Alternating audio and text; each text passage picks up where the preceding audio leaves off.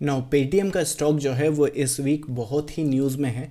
और अभी तक आपने आर्टिकल्स देख लिया होगा कि ना सिर्फ 20%, 2 दिन कंटिन्यू वो 20% और 20% से वो गिरा है, मतलब कि 40% का तो ड्रॉप यहीं आ गया। लेकिन अगर आप नोट करो तो 1 से 2 महीने पहले, मतलब कि ये आर्टिकल्स तो आपको अभी देखने को मिले हैं, लेकिन 1 से 2 महीने पहले आपने देखा होगा कि कुछ इन्वेस्टर्स और ट्रेडर्स ने अपना एग्जिट प्लान किया है पेटीएम से, भले ही वो लॉस में बुक किया है। मतलब कि यहाँ पर भी कुछ लॉस हुआ था, शायद 600 करोड़ या 800 करोड़ के आसपास का कोई नंबर है।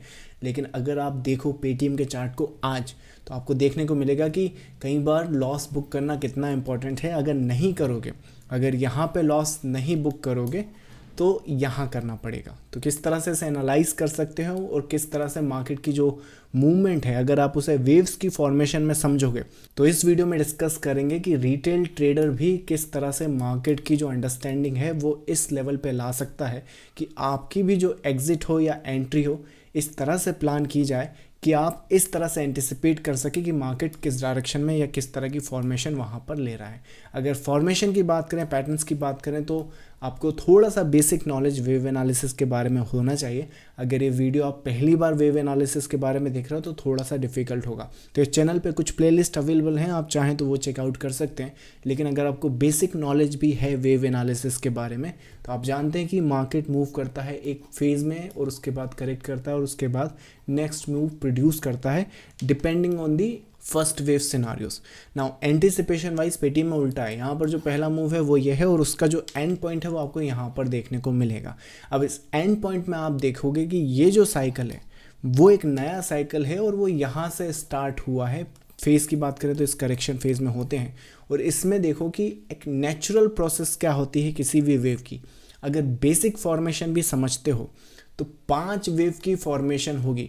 मतलब ये जब वेव यहाँ से बनना स्टार्ट हुई है तभी आपको मालूम है कि ये जो वेव है ऊपर जाती हुई 5 वेव में अपने आप को कंप्लीट कर सकती है। अब वो कैसे करेगी वो तो ऑन द वे या फिर इस एक्सटेंशंस पे लेवल्स पे आएंगे, चाहे तो वो 1 2 3 4 5 इस तरह से कर दे, जिसमें आप देखोगे कि कई बार ट्रेडर्स यहाँ पर रेजिस्टेंस लेकर सेल करेंगे और बहुत अच्छे से वो रेजिस्टेंस काम करेगा।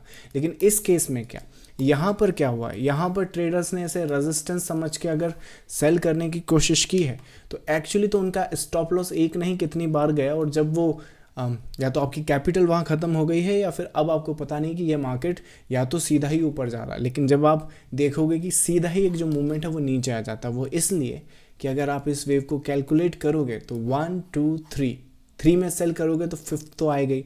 और जब फिफ्थ वेव को भी आप एनालाइज करोगे जो लास्ट साइकिल है उसमें भी आपको 5 वेव देखने को मिल जाएंगे। मतलब कि ये 5 वेव, ये जो ब्लैक डिग्री का बड़ा स्ट्रक्चर है वो 5 वेव और कंप्लीशन पॉइंट के पास। उसके बाद क्या होता है कि जो लोअर सपोर्टिव स्ट्रक्चर होता है, फर्स्ट मोटिव नीचे की तरफ प्रोड्यूस हुआ।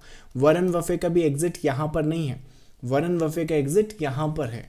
तो टॉप पकड़ने की कोशिश, अच्छी बात है, आप जानते हैं कि 5वीं वेव यहाँ पे ख़त्म होगी, पर इतना ईजी नहीं होता कई बार टॉप पकड़ना, या फिर इतना ज़रूरी भी नहीं होता कि आप उसे टॉप को पकड़ें, क्योंकि कई केसेस में ये जो 5वीं वेव है ये भी तो अपने आप को 5 में कंप्लीट कर सकती है। और वो कैसे करेगी, अगर आप स्ट्रक्चर को समझते हैं तो WXY और जो X होगा उसका ये जो सपोर्ट है वो नहीं टूटना चाहिए। और अगर ये टूट गया है और उसके बाद ये जो इस मोटिव की जो टेरिटरी है वो प्रीवियस साइकिल के इंटरनल फेज़ में आ चुकी है, तो उसके बाद ये जो फेज़ हो रहा है वो एक्चुअली इस ब्लैक डिग्री को, मतलब कि इसको करेक्ट किया जा रहा है, ना कि इसको। तो उस वजह से ये जो करेक्शन है वो डिस्ट्रीब्यूशन फेज़ है, ना कि अक्यूमुलेटिव फेज़। और आपको यहाँ पर वॉरेन बफे का एग्जिट देखने को मिलेगा। तो इस तरह से जो एग्जिट है वो प्लान किए जाते हैं और उसके बाद जो फॉल आया है उसे तो एक्चुअली आप सिंगल वेव या सिंगल स्ट्रक्चर एंटिसिपेट कर सकते हैं। मतलब कि 1 2 और 3, मतलब कि ये जो पार्ट है वो इसी वेव का साइकिल है या फिर इसी वेव का पार्ट है। तो इस तरह से अगर मार्केट को एनालाइज करेंगे या फिर इस तरह से मार्केट को एंटिसिपेट करेंगे तो रिटेल ट्रेडर की तरह पीछे पीछे प्राइस के नहीं भागेंगे, बल्कि प्राइस की इन्फॉर्मेशन को टैकल करने के बाद अपने जो डिसीज़न है वो मैच करेंगे। और कई केसेस में आप देखोगे कि आपके जो डिसीज़न है वो इंस्टीट्यूशनल लेवल पर मैच किए जा रहे हैं। वो एक्चुअली कोइंसिडेंट नहीं है, बट आपकी अंडरस्टैंडिंग है कि मार्केट को आप किस तरह से एनालाइज या फिर रीड करते हो। इस तरह के पैटर्न्स, स्ट्रक्चर्स अगर आप खुद से समझना चाहते हैं तो इस चैनल पे एक प्लेलिस्ट आपको मिल जाएगी जिसे आप वॉच कर सकते हैं। Every once in a while मैं लाइव सेशन भी कंडक्ट करता हूं, जिसका लिंक आपको इस वीडियो के डिस्क्रिप्शन में मिल जाएगा, जिसे आप लाइव ज्वाइन कर सकते हैं और सीधा मुझसे क्वेरीज पूछ सकते हैं। So I will see you in the next time guys. This is Dev from the Wave Trading India signing off. Thank you so much, bye bye.